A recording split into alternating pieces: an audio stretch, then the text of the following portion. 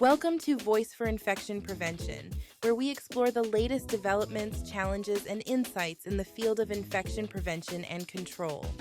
With a passion for promoting patient safety and healthcare excellence, we're excited to bring you engaging discussions with experts, leaders, and innovators in the field. So whether you're a seasoned professional or just beginning your journey in infection prevention, welcome to the conversation. This is Voice for Infection Prevention. Welcome back to Voice for Infection Prevention. Today, we're sitting down with an incredible leader in the field, Jamie Swift, whose career in infection prevention has spanned both public health and hospital-based infection control. Jamie started her journey with a passion for community health and communicable disease prevention, which led her to infection prevention. She shares how she transitioned from public health to hospital-based infection prevention management, growing into a corporate leadership role where she now oversees infection prevention across more than 20 hospitals. In this conversation, Jamie offers invaluable insights on building a strong infection prevention team, the importance of diverse backgrounds in the field, and the challenges of leading infection control efforts at a system-wide level. She also shares advice for aspiring infection preventionists on navigating their careers, developing leadership skills, and advocating for proper staffing and resources. If you're looking for inspiration, career advice, and a fresh perspective on infection prevention, this is an interview you won't want to miss. Let's get started. This episode is sponsored by Clutch Recruitment, the leading recruiting firm in the country, recruiting exclusively within infection prevention and control. Okay, so the first question I've got, and this is kind of where we start everyone, but how in the world did you discover infection prevention to start with? Like where did that come about in your, I don't know if it's education or just life, but how did you get introduced to the field? It goes all the way back, honestly, to nursing school, and it's kind of a bridge, but I discovered public health during nursing school, and I absolutely fell in love with the aspect of public health and really treating the community and general population health. And part of that is responding to people with diagnoses that they're scared of, things that they don't understand, that I realized I could come alongside those patients and work directly with them. And then where I worked in public health, it was a direct link into those infection prevention practitioners working in the hospital. So I was the one receiving all of those reportable diseases from those IPs. And so after a long career in public health, I actually made the transition over to infection prevention. Gotcha. Now, a couple questions there because it was a little surprising for me. So a lot of what I hear people complain about in nursing schools, it really doesn't prepare them or really introduce them to infection prevention, or if it does, it's in a very, casual way. So I'm curious, was there something specific about the program that you took that introduced you more so than others? Or I guess, what was that?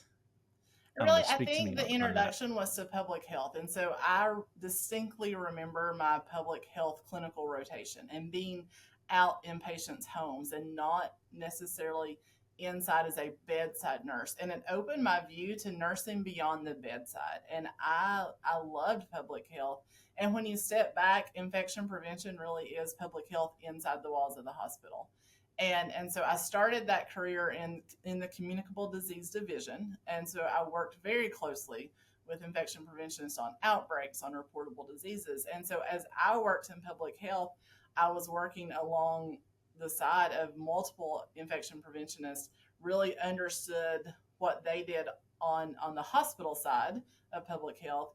And after working a few years in public health, I made that transition into the actual infection prevention world. I think infection prevention and public health go hand in hand and continue to lead like they do, in all honesty, through our department. And then what's also interesting is you have so many non-nurses that want to get into infection prevention and get into the hospital setting. Obviously, it's becoming more and more acceptable these days as a background. But it's interesting to me that you went for the nursing route and then jumped into public health, which is not all that common from what I've seen. So was there something particular about going into public health when you first got out of school versus going into a hospital? And then also, it's interesting. I mean, a lot of people that go into public health have their MPH, and that's not something you pursued. So I want to hear, I guess, was it an easy transition to public health? Was that the goal? Was that the plan? Or just, I don't know, speak to me on kind of that motivating factor there. So, public health, when I don't remember anything in particular. I just remember in nursing school, I fell in love with that aspect. I think as a nursing student, you're always thinking your career is going to be at the bedside, and that's where you're going to start. And I certainly did start my year at the bedside. I think that's important. But I was introduced to nursing and aspects of nursing that as a nursing student, I didn't realize existed. And I stayed local. And so I went to a university here where I grew up. And so I think being in my community and being in those patients' homes, and I was a communicable disease nurse. So I was working with them through diagnosis of TB or HIV or foodborne outbreaks, things that people find very scary, diagnoses that most people don't think about. And so as we worked outbreaks and things, and I worked with the infection prevention nurses, I realized that we really were kind of one and the same, just different populations that we were serving. Public health, it wasn't a hard jump. I was working as a nurse in the communicable disease division. So it was an RN inside the public health world. I had my patients that I cared for, and I think it opened to me what all aspects of nursing were out there. And I think sometimes in nursing school, we don't really have a full understanding of the multiple opportunities that we have as nursing students and in our nursing career. And I think when I talk to new grads, I'm like, find your passion, find the thing you love to do, because through public health, through infection prevention, I love that work. I love the finding out what caused things, all of those different aspects of public health, infection prevention. You can be a bedside nurse and love that, and that can be your career for 20 to 25 years. But there's so much else out there that, that's really the advice I give. And I'm thankful to have been in a university that opened those doors, that introduced me to, there is nursing inside of other sectors. So nursing inside of public health, which then ultimately brought me full circle back to infection prevention inside the hospital. Right. So it looks like you spent about 10 years at the health department. And so I'm curious what led to going back to the hospital? Because I mean, you've spoken a lot about how it's very similar, just a different population and surroundings. So after a 10-year career there, and it's also interesting, you jumped straight into a manager role. So I'll go into that in a second too. But what caused you to look at going back into a hospital? It was really multifaceted. I wasn't looking, and I think that's something that we always have to keep our ear open to, is opportunity that comes to you. I was not looking for a new job. I loved my career in public health. I still have friends in public health, and they know how much I loved that job. I'm still very open about that. The hospital system that I worked with actually called and asked if I would come over for an interview. I had been the director of our communicable disease division in public health for, I think, 9 years. So I had moved up to director, had led the program. It was 7 counties. So a wide breadth of responsibility. So they called and said they were creating a new management position, and would I come interview? I actually turned them down at first. I was like, I'm not really interested. I was very happy where I was, but they were persistent. And so I came and interviewed, and once I realized the opportunity that would exist inside a health system to do that same amount of work, it was an offer I couldn't turn down. And I was very thrilled to come in and take over a new team. It's a transition, certainly, to go from nursing to public health nursing back into infection prevention. It was a transition for sure, but one I am thrilled that I took. Okay. So you went in the public health role, you said you're over several counties. So I imagine there's a fair amount of travel between different facilities and whatnot. When you became the infection prevention manager, was that also a multi-facility role, or were you at one hospital? For the manager role, I had 3 hospitals, but they were all within the same county. And so one was a level 1 trauma, one was our community hospital, and one was a psychiatric hospital. So it was not much travel at all. Certainly not what I was doing when I was over at the health department. Okay. So this is really fascinating to me coming from the recruiting end. It's not common at all for somebody to jump from a public health role to a management role over 3 hospitals. So one, how was that transition for you? Was it, did you get in there and feel very comfortable with what you were responsible, or were there just challenges that you were not anticipating that you really had to get up to speed quick? As far as management, it was actually, I took a step back. So I had been director at the public health. I had 7 regions that I oversaw. I had a staff of about 20 people that reported to me. So I had a wide breadth of responsibility. And at the point I was in my life, actually stepping back to manager of over 7 people instead of 20 people. I had young kids. I was in a new phase of my life. That was a career choice that I really wanted to make at the time. So management in and of itself, I was very comfortable with managing people. It was very different. There are certain things in infection prevention that are not in public health. So, coming in and learning all of those hospital-acquired infection definitions and NHSN and CDC and all of those things, that was very different. So absolutely, there were times that I thought, I am sitting in here as the manager and I don't know what the answer is. And so I would have to really trust my staff to orient me. And they understood that. They understood that the strength I brought from public health was something that benefited our program completely. But I was now manager of people who had been infection preventionists for 20 plus years. And so they were having to impart their knowledge on me on the actual infection prevention role. So yes, there were hard days, but a great team around me, honestly, that brought me up to speed and got us where we are today. Wow. Okay. So when you started, and you may have mentioned this briefly, but when you started that manager role, how many people reported to you? I had 7 infection preventionists in my first manager role as an IP. And then do you remember how many total beds roughly you had? So I would say probably close to like 500 to 600 between the 3. Okay, wow. Facilities. So your staffing ratio is actually very good, especially for that. It is. I will say we've had a really good staffing ratio. Yeah, that's phenomenal. I feel like back in 2011, which is when this was, it was probably closer to 1 to 200 or so at most facilities. So the fact that you were under 100. We were able to use the 1 to 100, and we're pretty much supported with that. That's rare and phenomenal. So that's awesome.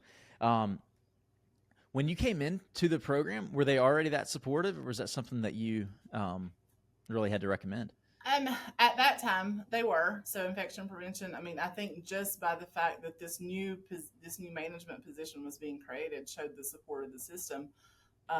There was a director, and she had the 13 hospitals in the system. And really, where I went to be manager was their flagship level 1 trauma center. And her time was there, and she wasn't able to really direct as a system. So I think just having the leadership to support to create a manager position to handle that trauma center while she handled the corporate department was proof enough to me that we had a good, strong support system. And we've seen that honestly throughout my time here, as our health system has merged and leadership has changed, and I've always felt like we had good support for infection prevention.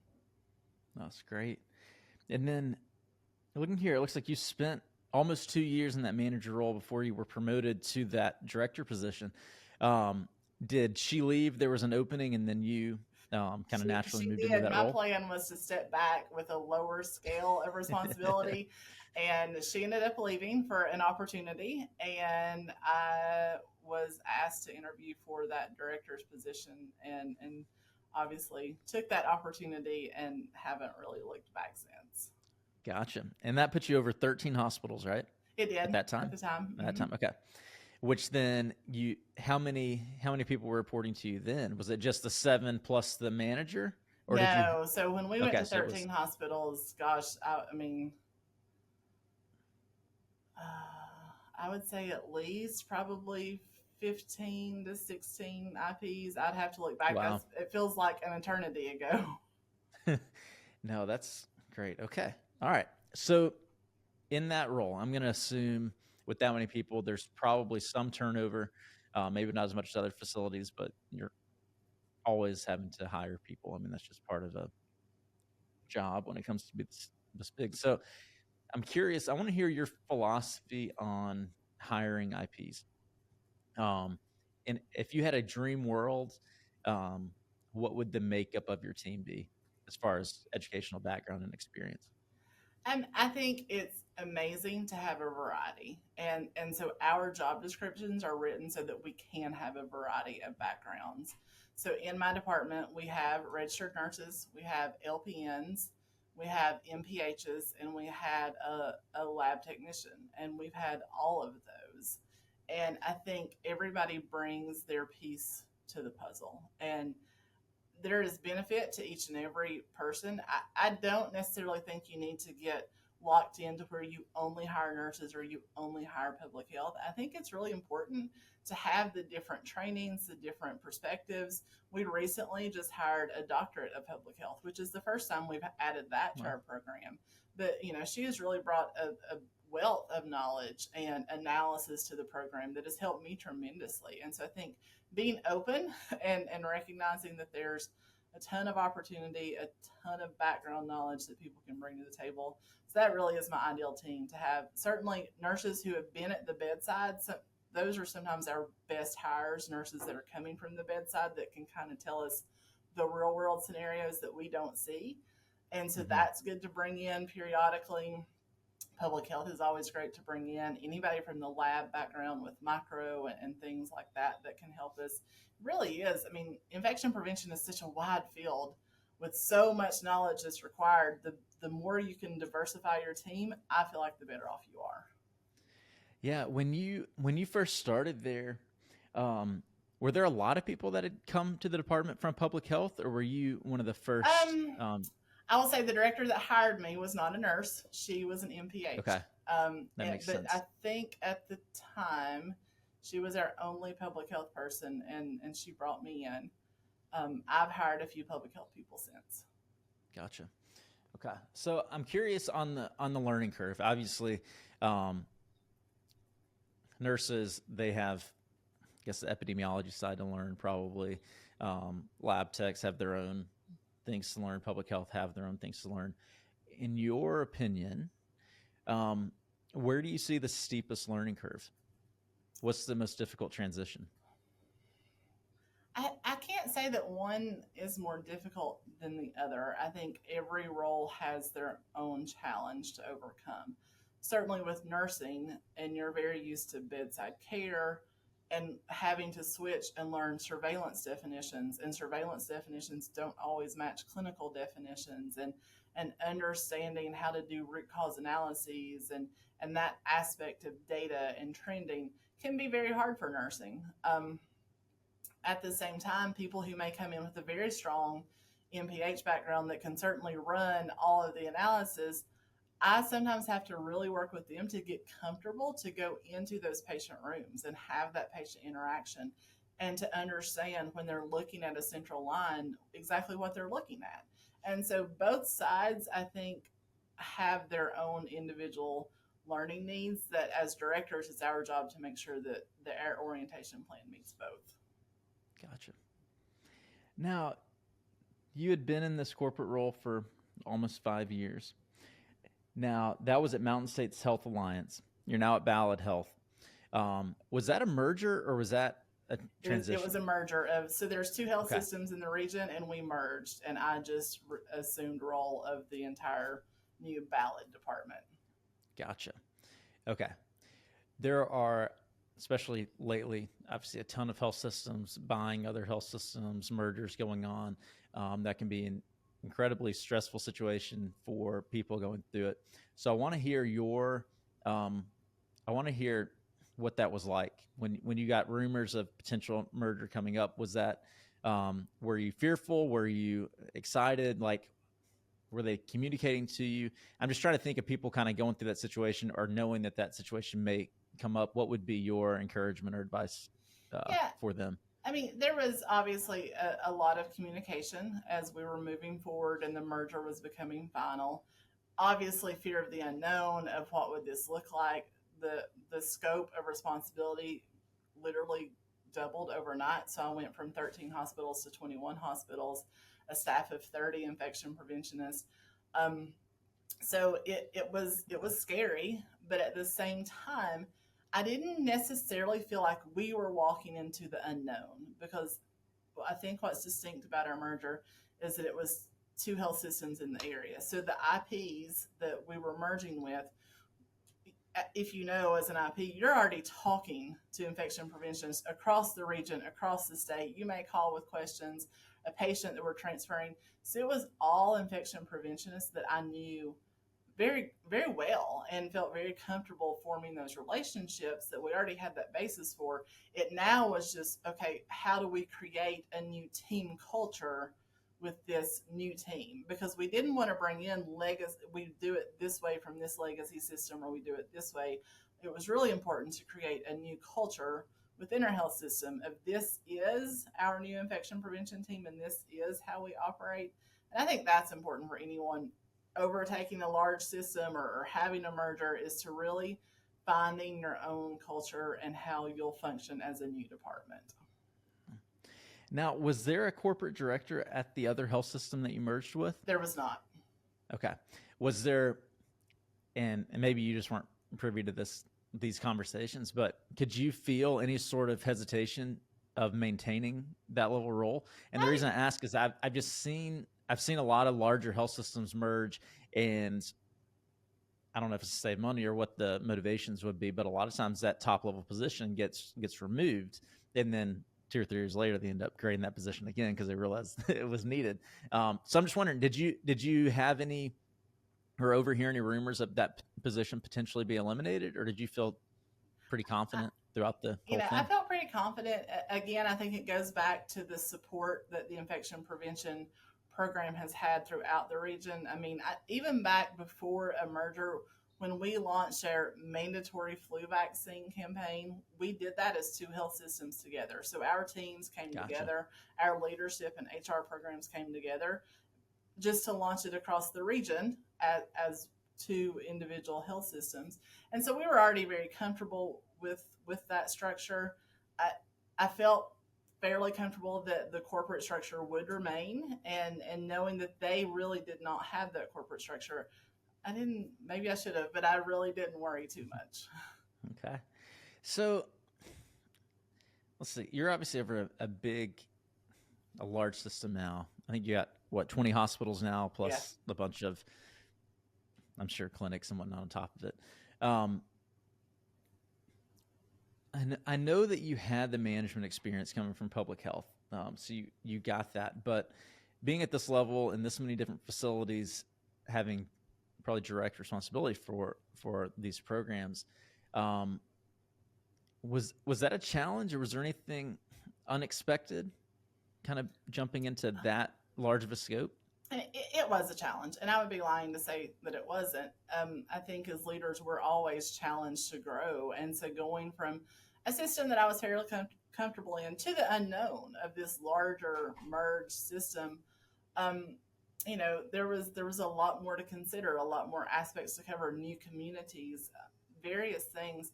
And it really was about how do I now reset and lead this team? And so we had to come together and work through that and figure out how we were going to function, even down to simple things of, in our legacy systems, there were different isolation signs, and different colors meant different things. And so we had to even sit down and think, okay, do we want new colors? Do we want to stick with one color? Do we want to mix it up? And so simple things that you don't think of, we had to go through policy mergers and making sure, re-educating an entire health system on, okay, contact isolation is now this color, and this is where you're going to look for it. And so simple things like that you really don't think of when you're thinking about mergers.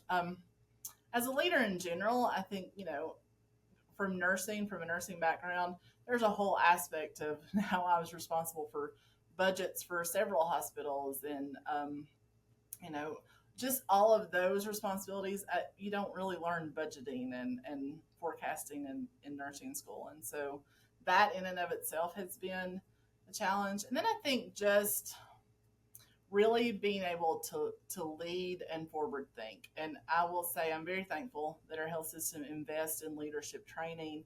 I've been fortunate to attend several different programs, but really focusing on those leadership skills, because as IPs, I think we can frequently find ourselves in the weeds and we want to get in there and do the work. And sometimes we have to. Sometimes we absolutely have to be there and doing that day-to-day work. But what I try to do and what I've had to learn to do is trust my team, trust my managers that now report to me to bring me issues. And my job as the infection prevention officer now is to forward think, to make sure that our health system is prepared for whatever's coming, to really focus on all of those things like value-based purchasing and the things that impact us on hospital-acquired infections. And so I have to build a strong enough team to really step back a little bit from that day-to-day surveillance and focus on being an executive leader now.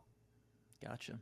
And obviously the standardization across hospitals has been a challenge and a project that you've undertaken. I imagine that will be a continuous thing. How difficult is it when you've got so many different hospitals that I imagine have pretty unique cultures? It's difficult at times, but we operate as a system with system policies and then really adapt those to each individual facility. So even in the infection prevention world, we have our corporate infection prevention plan that says this is what we want to accomplish each year throughout infection prevention. But then each hospital and each IP will take that plan and say, how do we help the system reach those goals? And so it can get overwhelming if you step back and think, how am I going to affect this change across 20 hospitals? But that, again, you have to step back, work with your team. So my job is to empower my team with the knowledge, the resources to go out and do, and trust them to work with the individual facility leadership to accomplish those goals. So it certainly has been overwhelming at times, but those are the times you have to step back, kind of get on the balcony, as we like to say, and just take a look and figure out, okay, how do we do this moving forward? Gotcha. Now let's see. So you spent about 5 years in the corporate director, went through a merge, have another 7 years or so as corporate director.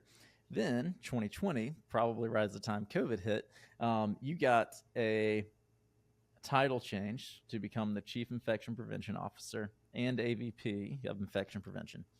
So I think I know the answer to this question. What led to that? But then also, was that something you had to push for, or you were pushing for in the past, and then COVID kind of gave you credibility in that pursuit? Or how did this happen? Clearly it was related to COVID. I think COVID, of all of the things that we experienced, one thing that did come out of COVID was the national recognition of just how important infection preventionists are. And I think even with support in our hospitals, I think hospitals in general, health system as a whole, may sometimes forget the importance of the infection prevention department. We're not a revenue producing department. We don't save actual hard dollar money. And so it's one of those things that as the pandemic happened, I think people really understood the value of infection prevention, all the work that we do behind the scenes that for the most part people don't see. And we're okay with that. But I think during COVID, we got pushed to the front and people did see our work and they did see the need for a strong corporate structure of a strong team that was unified. And so that came to me. My direct boss was instrumental in that and really recognized that need as I was leading through the pandemic, that, sometimes to be an effective leader and to have that equal seat at the table, you need that equal title. And I think he recognized that and really fought that battle for me. And so I was thrilled when I found out that was happening and that I was being offered that promotion and that title. And you mentioned it's a non-revenue producing position, which we all know very well. What's your business case when you need money for whatever it might be? What's the case that you make to leadership to get it? I mean, it sounds like you have a very supportive system and always have through your career, so that's obviously a plus. But you still have to fight for yourself in your department. And so I'm curious as to what's your pitch? Absolutely. We have to fight. I think, that is the world of healthcare these days is fighting for resources. And clearly the most important is keeping our patients safe and doing the right thing for our patients. And that's one of the values of our health system is safety and quality. And so, first and foremost, if I can bring to the table, this is going to be the right thing to do for patients, that is probably the most important. I can then make the business case with whether it's a product or an intervention of, do we expect it to reduce hospital-acquired infections? Clearly, we have national literature on what each hospital-acquired infection costs. So I can bring that and say, by avoiding these many hospital-acquired infections, this is the savings we're looking for. And so we have all of that data. That's what we tie in. But I do like to think that if we can make the case that this is the right thing to either do for our patients or to do for our team members to keep them safe, I feel like that goes a long way in our health system. That's great. That's awesome. So you've kind of walked through your career and how you've progressed, but then especially in infection prevention, there's all this extracurricular stuff that people get involved with. So I want to talk about that for a little bit. One, when did you go and decide to become certified in infection control? So when I was hired in back as that manager, it was already an expectation in the department of, we really want to move toward a fully certified IP department and, practice a couple of years before you go sit for the exam. So when I came into the role, that expectation was just set. And so I got that first certification after a couple of years of experience and have maintained that. And that's an expectation I still set for my department. Clearly with turnover and all the things that happen, we're not there yet, but my staff know that certification is extremely important to me. I feel strongly that there's value in it. And so my goal is to have a stable staff long enough that we can all be certified one day. We'll see if I get there. Now, is there a financial incentive to become certified within your health system? For frontline infection preventionists, yes. For manager and above, those incentives don't apply. But for frontline infection preventionists, they actually do get a certification pay increase. Awesome. That's great. Now, I'm assuming you probably have some involvement with APIC. So I'm curious as to when you heard about it and when you got involved. Did that start when you went into the hospital, or were you involved in the public health field? And then I guess how much involvement do you have locally and nationally? Yeah, so for APIC, I really first became aware of APIC when I came into the hospital. So I became a member. That's also another expectation of our department. Every infection preventionist that we hire, one of the first things we do is sign them up in our local APIC chapter. And our health system does pay for that. So we cover those dues. Again, we feel that education, those resources, extremely important for the growing IP. APIC is a world of resources for infection preventionists.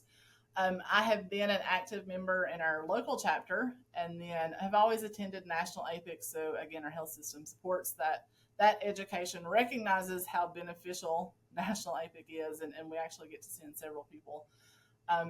Just in the past 2 years, I became the chapter legislative liaison. So I now serve on the board of our local chapter and have really enjoyed that role. Wasn't really sure, but have really enjoyed getting to work on the legislative side and meet with some of our politicians and just talk about how our work impacts the community as a whole that they serve. Yeah. And then you've also become a fellow of APIC if I read that right. So, and I think, was that 2016? 17, I think. 2017, yeah. So that was one of the first years that they had the option to become a fellow, and I think the standards or the requirements in place have changed a little bit. But I'm curious, I guess what caused you to pursue that? And then I think at the time there were requirements as far as maybe not an advanced degree, but you had to have publications. So there's some things, but if you could talk to why you decided to go and get the fellowship, and then what was involved in that. Yeah, I think infection prevention is all about networking and creating those new relationships with people. And so I saw becoming a fellow as an opportunity to do that. It certainly introduces you to those other IPs who have recently become fellows. And there's that network to draw upon even more from. I was fortunate in my public health role, we had published some of our work that we had done on some outbreaks. So, and I think that's one of the hardest things for infection preventionists to meet is that publication requirement. And so I also try to really encourage our IPs to work toward that and recognize certification is important, but things like holding a fellow, I think that speaks to your commitment to your work and that infection prevention is a continual learning opportunity. There is, I think maybe you could come to work and do this job from 8 to 4:30 and go home and not put much effort into it. But if you truly want to be a successful IP, I think you have to love what you do. I think you have to be willing to grow and challenge yourself, to meet the requirements for certification, to meet the requirements for fellowship, and to just keep that personal growth as important as everything else you do. Yeah, and you mentioned networking in there being such a key thing within infection prevention, which is interesting to me that you bring this up because you have a pretty rare career in the sense that you've been able to advance within the same location. Most people in infection prevention tend to have to relocate in order to advance in their career. So it's amazing that you've had this path. But I'm curious, as somebody that's kind of been localized, and obviously you've got kind of a region that you're in now with the different hospitals. But I'm curious, particularly for somebody that's in the same place or plans to be in the same place, why is networking so valuable to you even in that situation? I think first because I know there are things that I don't know. Even at this point in my career, infection prevention is an ever-changing field.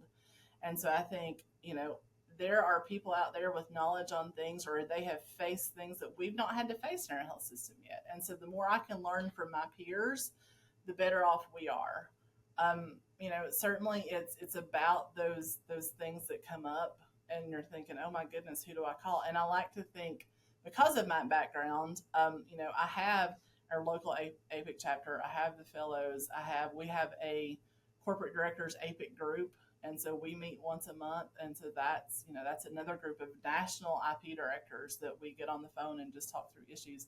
But at the same time, I still have relationships with people that I worked with in public health 20 years ago at this point. And so my old boss is still in public health. I can pick up the phone and call him and get his opinion.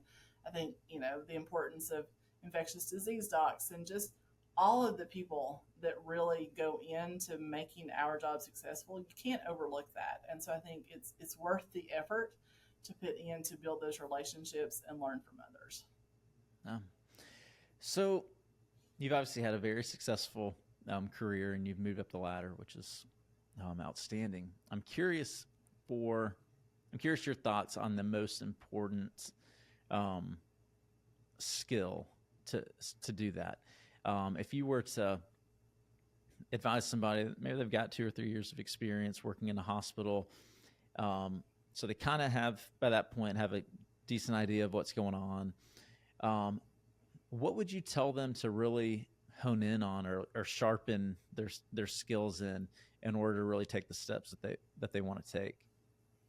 I think one of the things I tell people is you have to be able to adjust quickly. I can teach you the skills and I can teach you the NHSN definitions, but you have to have the type of personality that you can handle change that is thrown at you rapidly. Especially in my world, I live at the corporate office, and so I'm not in the office with some of my IPs. And some of my hospitals are large enough that they certainly have a team. Some of my infection preventionists are in a hospital on their own. And so having that ability to handle what comes your way, to really adjust very quickly, to not get overwhelmed, and to know when to reach out for help. I may not be there, but I am always available to my team, and my managers are always available to our teams. And I think you have to, and for infection preventionists as a whole, even if you're not part of a health system, I think recognizing when you need to pick up the phone and call for help or call for resources or get someone else's opinion, this is a vast job with a huge amount of responsibility ultimately in the health systems. And I think recognizing that, being able to adapt to the changes and realizing that you may have your day planned and one phone call changes your plans completely, being able to handle that, but also not feeling like you have to do it alone. And I think sometimes a lot of us are type A personalities and we just feel like we should. I think, honestly, maybe that ultimate skill you have to recognize when you have to call in resources. Gotcha. And I've got two questions to kind of close out. One, I'm curious your thoughts on this. Does the infection prevention department know and understand each hospital and like the hospital system better than any other department? Better than what? Any other department in the hospital.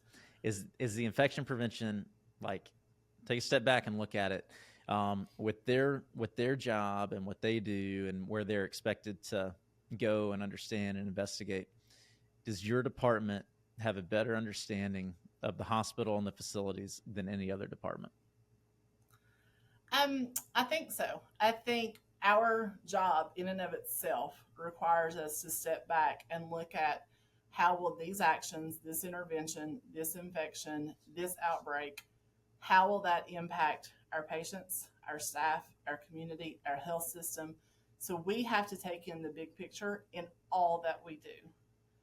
That being said, we don't know everything. So there are times my job requires me to go to the bedside and have the conversation with that nurse. Help me understand. Like, show me this process. I don't insert central lines. Let me go to a physician. Show me this process. Help me understand where we're having issues. At the same time, we have to be very comfortable to go in and talk with our CEO or our CFO and have those conversations. So it's not that we're just one small department doing our work and going home. I think we have to have the awareness and the relationships from every single person in the hospital. I mean, I think it's important that everybody know their IP, and I do think that we have a broad view and a perspective that is really good to have at the table. And then my other thing that we didn't really jump into, but at some point you made the transition from being in a hospital to a corporate office and kind of working more remotely or doing video calls or kind of whatever. Was that a difficult transition for you, or what was that transition like? It was. Obviously the first benefit is that as you move from that level, you're not tied into, if you're in a hospital, you're going to get tied into meetings and things there. So it gives you time to focus on the corporate aspect. As an infection preventionist, as someone who had worked hands-on, been the manager, there is that step of really stepping even another layer back. And so I say, from nursing, you're touching the patient, you're caring for the patient, you're having that direct patient contact. Infection preventionists in the hospital, you may not actually be touching and caring for the patient, but we know what we do directly impacts those patients and their care. And so then that was a third step back into, now it really is about more executive leadership. And that was a big transition, a lot to be learned in that area, but certainly a transition that has to take place if you're going to have a corporate health system and really lead a corporate department. That's great. Okay, I think I've covered everything that I wanted to cover, but I'm curious if there's, I don't know, maybe any questions that I didn't ask that you were hoping or thinking that I might ask, or if there's just any more general advice you give to anybody that's entertaining an infection prevention career. I mean, the only thing I can think of is really not forgetting about the opportunities that you have outside of infection prevention and infection prevention learning. And so, I just completed a fellowship with the advisory board, and that really is about executive leadership. And so I think sometimes we really hone in on infection prevention skills, but to be a leader, you have to focus on your leadership skills. And I think looking for those opportunities within your health system or within your hospital is important. And there's lots of things out there to help us lead. I don't think, many of us are born natural leaders, but I think there's a whole lot of resources that we need to remember that exist that can help us not only as an infection preventionist, but in our career as a leader overall. No, that's great. And that's something that I've heard a lot, is that it seems like people that jump into infection prevention kind of maybe not ignore, but they don't think about the leadership aspect of things until they get thrusted into a leadership position. And then they realize how much work could have been done or how much experience they could have had if they asked for it in a lot of cases. Yeah. So it's interesting to hear another person say that the leadership skills is something to work on. Thank you for joining us on this episode of Voice for Infection Prevention. We hope you found our discussions informative and insightful. Remember to subscribe to our podcast for more conversations with experts in the field, and don't forget to leave us a review to let us know what you think. For additional resources and to stay updated on the latest news in infection prevention, visit our website at voiceforip.com. Thank you again for listening. Until next time, stay safe and continue your commitment to excellence in infection prevention.